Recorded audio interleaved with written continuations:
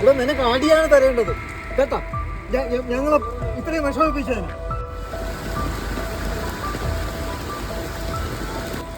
ഞങ്ങൾ 3 പേര് 3400 രൂപ കൊടുത്താ വരുന്നത്.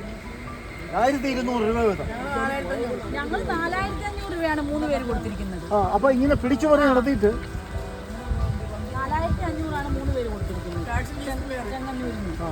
അതെ, ടാക്സ് വേറെ. ഞങ്ങൾ തിരുവനന്തപുരത്ത് നിന്ന് രാത്രി 9:30 ഈ വണ്ടിയിൽ കയറിയതാണ്. ഇപ്പോൾ മണി 4 ആകുന്നു. ഈ സമയത്തും ഇത് ചെങ്ങന്നൂരിൽ ഈ ബസ് കിടക്കുകയാണ്. ഈ ബസ്സിനാണെങ്കിൽ 17 വർഷത്തോളം പഴക്കമുള്ള ബസ്സാണ്. ഞങ്ങൾ രാവിലെ ഒരു മരണം കോഴിക്കോട് ഫ്യൂണറലിന് വേണ്ടി ഞാനും എൻ്റെ ഭാര്യയും മോളും കൂടെ യാത്ര ചെയ്യാൻ വേണ്ടിയാണ് ഈ ബസ്സിൽ ബുക്ക് ചെയ്തത്.